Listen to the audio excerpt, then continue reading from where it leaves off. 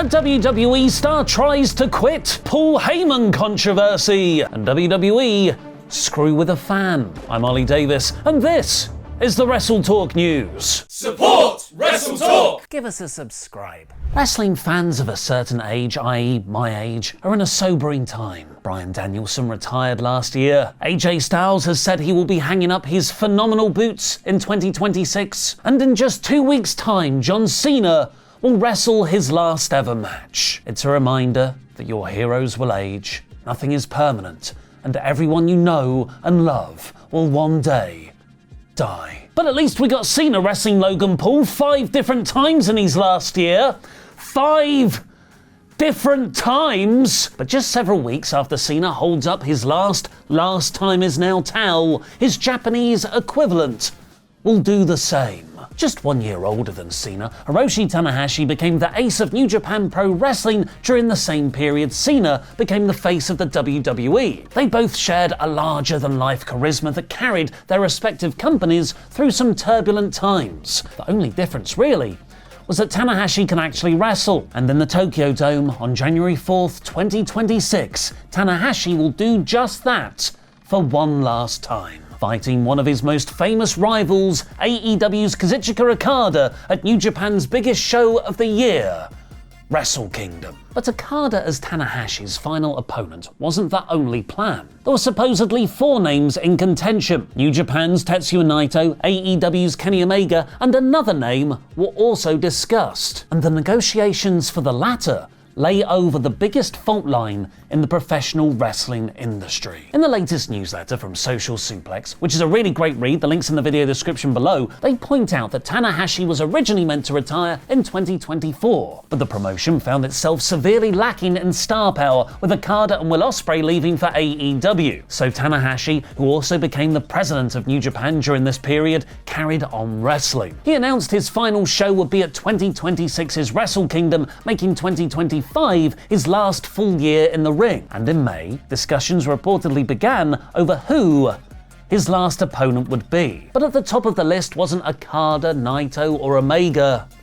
It was WWE's Shinsuke Nakamura. Nakamura, Tanahashi, and Shibata were the 3 guys New Japan pushed in the noughties, kind of their version of the Shield, and they all went on to become huge stars. Tanahashi and Nakamura were especially linked. Tanahashi wrestled Shinsuke on his first ever Tokyo Dome match, and Tokyo Sports referred to them as lifelong rivals. Lifelong these days meaning until about 2016, when Nakamura left for WWE. It has already been reported throughout this year that New Japan reached out to WWE to see if they would loan Nakamura to them for Tanahashi's final match. They first reached out as far back as January this year, which is reportedly why Jeff Cobb left New Japan early to debut on SmackDown as JC Mateo in April. Cobb had already publicly set up a match against Hiroki Goto at the Don Taku show on the 5th of May. At the time, it was thought this was just a case of WWE being difficult, just like how they pulled Stephanie Vaquer from CMLL and Ricky Saints from Turnbuckle Championship Wrestling, and New Japan's famously ineffective contracts, where it was reported they were using Cobb after his deal had expired. But Social Suplex claims Cobb leaving New Japan early for SmackDown was actually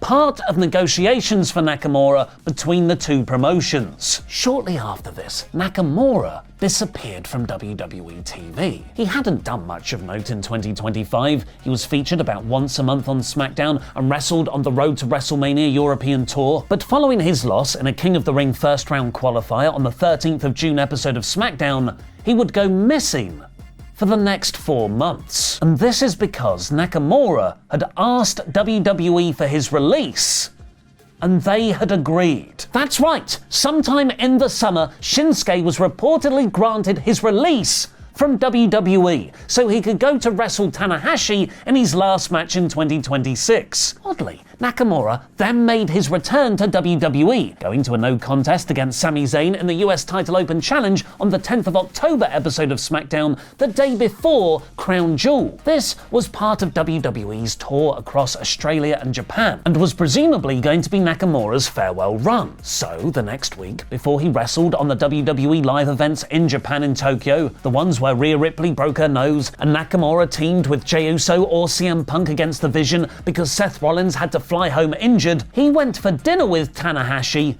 to plan out their storyline. We know this because Tanahashi described it himself in an interview with NHK Radio. Nakamura was going to use Tanahashi's catchphrase in a promo to the live WWE crowd after his tag match, and then Tanahashi would reply on Twitter, "I think I heard something." This is exactly what happened. Tanahashi then followed up the tease by using Nakamura's landslide driver move in a match against Yota Tsuji on November 2nd. But by that point, backstage, it had all fallen apart. Despite agreeing to his release, WWE changed their minds following Nakamura's promo on the live events in Japan. They said he could still work the match with Tanahashi, but it would be under a WWE contract, just like when Nakamura had wrestled for the Japanese promotion Noah on January 1st, 2025. For what it's worth, WWE has denied to Fightful that any talks ever took place. The agreed upon reason for WWE going back upon their word after it had been publicly set up has been put down to TKO WWE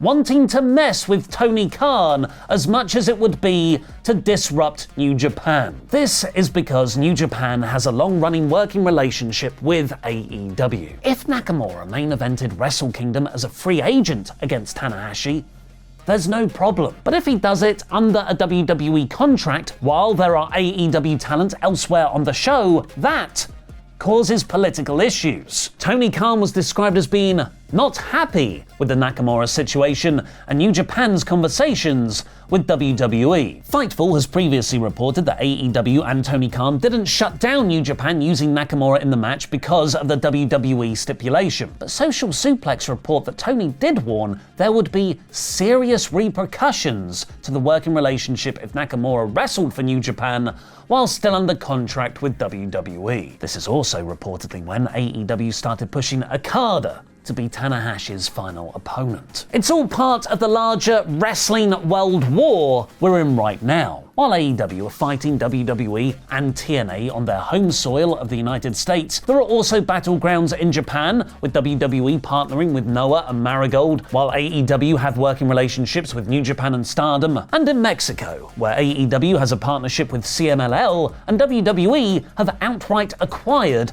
AAA. But Social Suplex notes there have already been tensions this year between AEW and New Japan. New Japan reportedly blamed their joint Wrestle Dynasty show for the company's underperforming Q2 earnings. August's Forbidden Door, another joint show, only had 4 New Japan wrestlers on it, which New Japan didn't fully promote. And Tony Khan was reportedly frustrated with the booking of AEW star Takeshita's G1 tournament win, where he faced Evil in the final, who Khan is not a fan of, which is why he's never been used on joint AEW shows. New Japan's president Tanahashi, however, is a supporter of Evil, the wrestler, not the moral alignment, which makes for a philosophical clash. Tanahashi himself has blamed the World Wrestling War on why his Nakamura match couldn't happen, telling NHK the current relationship between AEW, an American rival to WWE, and New Japan Pro Wrestling meant it just wasn't possible. But WWE isn't just trying to mess with Tony Khan, they're also trying to mess with you! In the build-up to Survivor Series War Games, the production crew at Petco Park, as usual, had to test out the Videotron, music, and lighting effects. It's pro wrestling's version of a sound check. But footage spread on TikTok of which specific music tracks and videos they were using for their tests. Stone Cold Steve Austin, AEW star Edge, and biggest of all, Titus O'Neil. While it's common to just use any track to test the equipment and sound levels, WWE have also been known to test entrances for any surprise entrance they might have. With Survivor Series acting as the road to WrestleMania, a Stone Cold cameo to run over another woman could be possible. If you watched the show, however, you'll know none of that happened. And I waited for ages for Titus World Slide to set up a Mania match. BW Insider is reporting this is because the WWE production crew realized a fan was streaming outside the venue when they were setting up, so they played the tracks to mess with them and see if it leaked out. But WWE isn't just messing with Tony Khan and that one specific fan, they're also now pushing around children. Survivor Series was used to set up the big matches at WrestleMania 42. The Wrestling Observer have reported the main events will be CM Punk versus Bron Breakker, as Breakker pinned Punk to win the men's War Games. Roman Reigns versus Cody Rhodes, again after they had a stare down afterwards. Becky Lynch versus AJ Lee, after AJ Lee made Becky Lynch tap. And Paul Heyman versus this kid. Footage has come out of the heel men's War Games team walking out the stadium after the match. Heyman is leading the charge when a teenage kid pushes through security and puts his arm across him. Heyman pushes the kid backwards. Two angles have come out online, one which makes Heyman's push seem like a shove, and another that makes the shove seem like a push. It's rather dependent on how angry you're feeling when you're watching it in that given moment. Fightful have reported on the incident. There was no heat that we heard over Paul Heyman pushing a child out of his way after Survivor Series. There was heat on the security for allowing someone through. Hey!